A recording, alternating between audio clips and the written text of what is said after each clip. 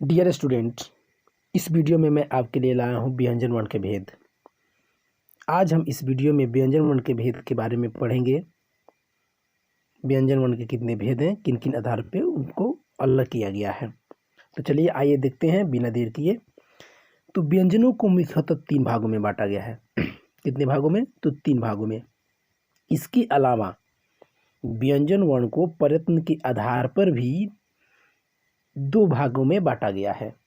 कितने भागों में? 2 भागों में। तो सबसे पहले हम व्यंजन वर्ण के मुख्यतः जो 3 भाग हैं उसको हम लोग पढ़ेंगे। तो पहला कौन सा है? वो है स्पर्श व्यंजन, दूसरा है अंतस्थ व्यंजन और तीसरा है ऊष्म व्यंजन। और इसका ट्रिक है, एक याद करने के लिए छोटा सा ट्रिक है।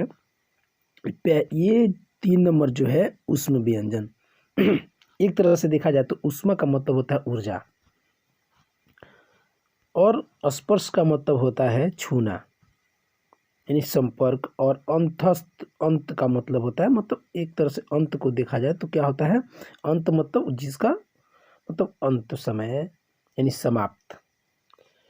तो एक छोटा सा ट्रिक है, उसको आप ध्यान से देखिए कि उष्मा यानी 3 नंबर जो है ऊष्म व्यंजन। उष्मा, उष्मा यानी आग, ताप से व्यंजन, व्यंजन का मतलब होता है खाद्य पदार्थ, कोई भी खाने की चीज़ हो। व्यंजन अंत में यानी बाद में स्पर्श हुआ, स्पर्श का मतलब संपर्क हुआ, यानी उष्मा से यानी आग से व्यंजन यानी खाने वाला जो चीज़ है उसको पकाने के लिए हम जब गए तो क्या हुआ? व्यंजन अंत में स्पर्श हुआ यानी शुरू में नहीं। यानी ये 3 जो भाग हैं, स्पर्श व्यंजन, अंतस्थ व्यंजन और ऊष्म व्यंजन, इसको हम आसानी से बस एक ट्रिक के द्वारा हम लोग याद कर सकते हैं। वो ट्रिक क्या है? ऊष्म से व्यंजन अंत में स्पर्श हुआ। तो ये थोड़ा उल्टा है, क्योंकि यहाँ पे दिखाया गया है पहले स्पर्श व्यंजन है, लेकिन इसमें दिखाया गया है कि बाद में स्पर्श व्यंजन है। इसमें ऊष्मा बाद में दिखाया गया है और इसमें ऊष्मा पहले दिखाया गया है। उससे कोई फर्क पड़ने वाला नहीं है, आप पहले बोले या फिर बाद में बोले, लेकिन बोलेंगे तो 3 ही। कितने पे है? 3। तो आइए हम आगे इसके बारे में देखते हैं कि स्पर्श व्यंजन किसे कहते हैं, अंतस्थ व्यंजन किसे कहते हैं और ऊष्म व्यंजन किसे कहते हैं। सबसे पहले स्पर्श व्यंजन। तो जो व्यंजन कंठ, तालु, मूर्धा, होंठ, दांत आदि के स्पर्श से बोले जाते हैं उन्हें हम स्पर्श व्यंजन कहते हैं। और इनकी संख्या कितनी है? तो इनकी संख्या टोटल है 25। कितनी है?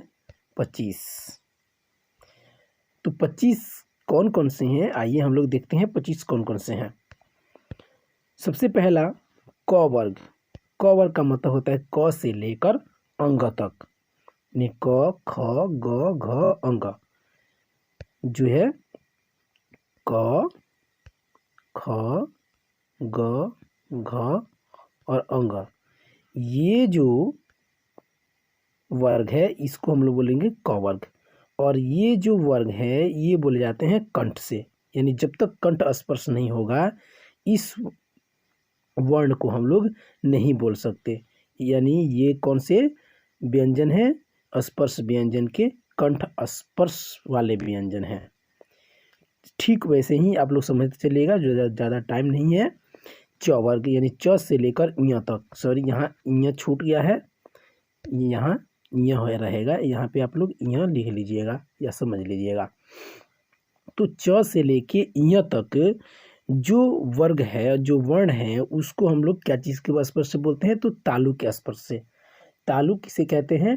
तो जीभ के जो ऊपरी भाग होता है उसको हम लोग तालु बोलते हैं। तालु के स्पर्श करने के बाद ही च वर्ग को हम लोग बोल पाते हैं। इसके बाद में हम लोग ट वर्ग, ट से लेके अड़ तक जो है उसको मूर्धा स्पर्श, यानी जब तक मूर्धा स्पर्श हम लोग नहीं करते हैं, ऊपरी दांत के थोड़ा सा ऊपरी भाग को हम लोग क्या बोलते हैं? मूर्धा, यानी उसको बिना स्पर्श किए हम ट वर्ग को नहीं बोल सकते हैं, इसीलिए इसको क्या कहा गया? मूर्धा स्पर्श। उसके बाद आता है त वर्ग। तो त वर्ग जो है, त वर्ग को क्या स्पर्श करता है? दंत, यानी दांतों के स्पर्श से इसको बोला जाता है त से लेके न तक। और प वर्ग ये होंठ के स्पर्श से बोले जाते हैं।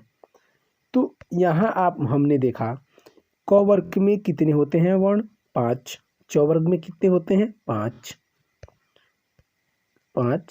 च वर्ग में 5। ट वर्ग में कितने होते हैं? 5। त वर्ग में कितने होते हैं? 5। प वर्ग में कितने होते हैं? 5। और ये टोटल करने पे कितने हो जाएंगे? 25। यानी टोटल स्पर्श व्यंजन जो है कितने हैं? 25 हैं। ठीक है, चलिए आगे देखते हैं। उसके बाद आता है अंतस्थ व्यंजन। अंतस्थ व्यंजन जिस व्यंजन का उच्चारण जीभ, तालु, दांत और होंठों के परस्पर सटने से होता है, लेकिन कहीं भी पूर्ण स्पर्श नहीं होता है, उसे हम अंतस्थ व्यंजन कहते हैं। यानी कि अंतस्थ व्यंजन को बोलने के लिए जीभ, तालु, दांत और होंठों के स्पर्श तो होते हैं, लेकिन पूर्ण रूप से नहीं हो पाते हैं। जैसे य यानी जीभ, तालु, दांत इनमें से सारे परस्पर सटते हैं, लेकिन बहुत ही कम, पूर्ण रूप से नहीं सट पाते हैं। वैसे वर्ण को हम क्या कहेंगे? अंतस्थ व्यंजन वर्ण। और ये टोटल कितने हैं? तो ये जो है टोटल कितने हैं? 4 हैं। कौन से? य, र, ल और व। ये स्वर और व्यंजन के बीच में स्थित होते हैं। चलिए इसके बाद आते हैं 3 नंबर पे, ऊष्म व्यंजन। ऊष्म व्यंजन जिस व्यंजन का उच्चारण रगड़ या घर्षण से उत्पन्न ऊष्म यानी कि गर्मी ऊष्म यायु से होता है, उसे हम ऊष्म व्यंजन कहते हैं। जैसे यहाँ पे देखिए तालब स, यानी तालब स बोल रहे हैं तो मुंह से क्या ऊष्म निकल रहा है और घर्षण थोड़ा ज़्यादा हो रहा है, जिसके कारण ऊष्मा ज़्यादा निकलता है और इसीलिए इसको ऊष्म व्यंजन बोला जाता है। तालब स, मूर्धन स, दंत स, ह।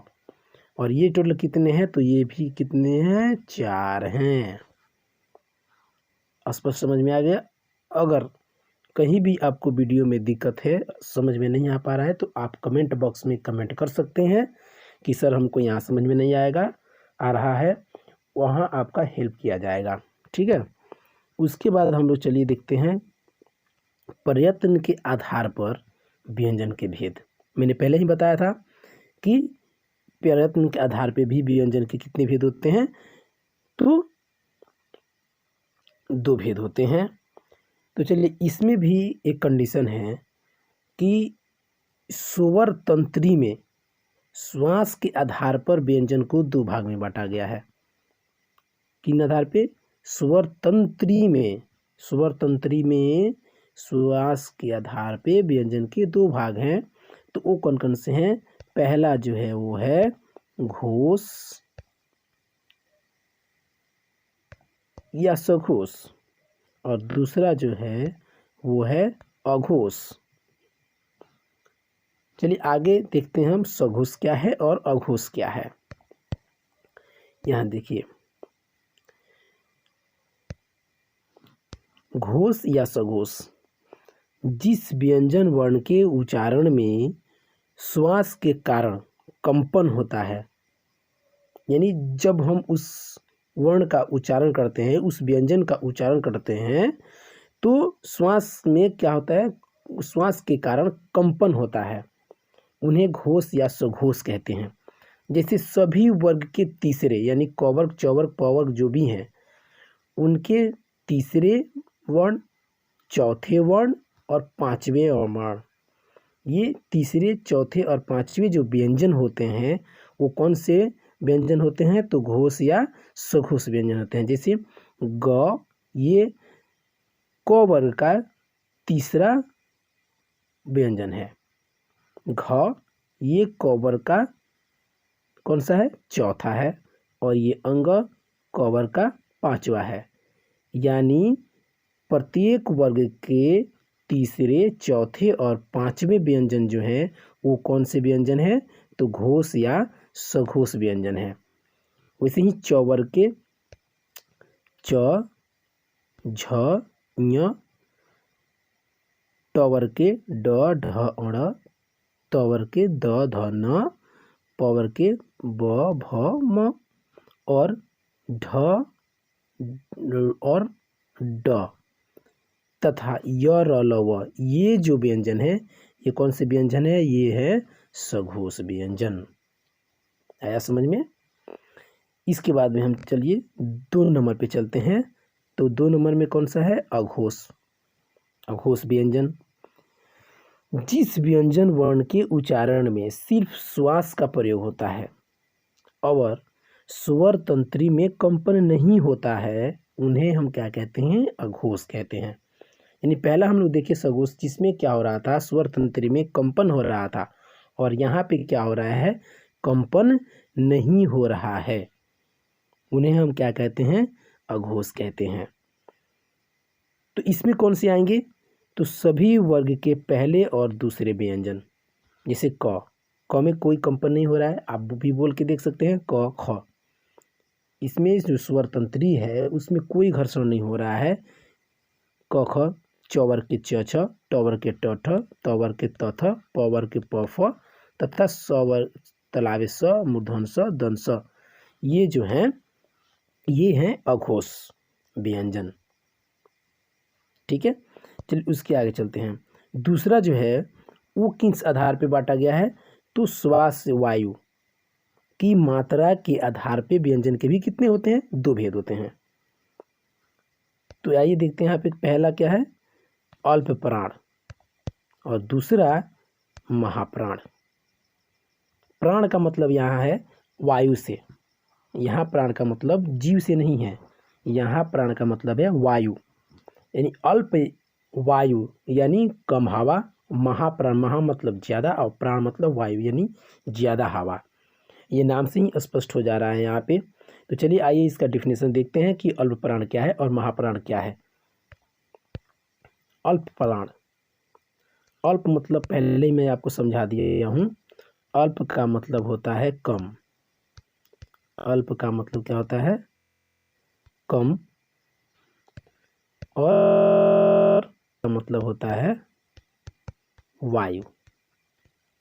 प्राण का मतलब वायु, वायु मीन्स हवा।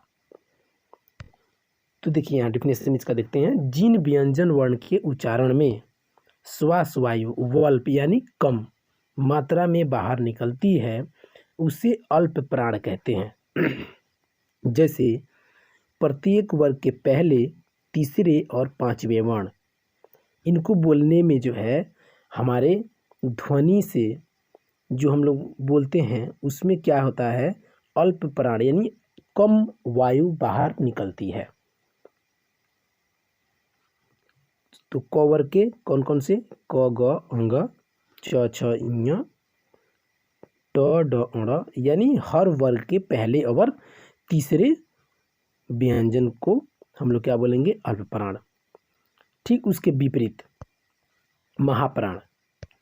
महाप्राण का मतलब, महा मतलब मैंने बताया आपको, महा का मतलब ज़्यादा और प्राण का मतलब वायु, यानी ज़्यादा वायु जहाँ निकलती है जिस मात्रा को बोलने में, जिस व्यंजन को बोलने में, उसे हम क्या कहेंगे? महाप्राण।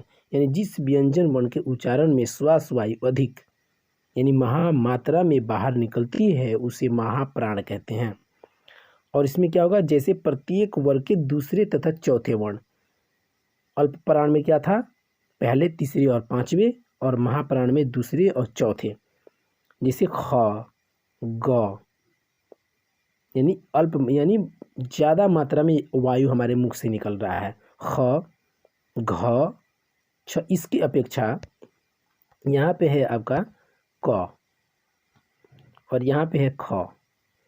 आप भी बोल के देख सकते हैं कि क और ख में सबसे ज़्यादा वायु कहाँ प्रभावित हो रहा है? क और ख, क, ख, यानी सबसे ज़्यादा इन दोनों में ज़्यादा वायु कहाँ से निकल रहा है? ख को बोलने में। यानी ख जो है वो क्या है? महाप्राण, और क जो है वो है अल्प प्राण। यहाँ तक आप समझ गए? चलिए, वीडियो देखने के लिए बहुत बहुत धन्यवाद। Next video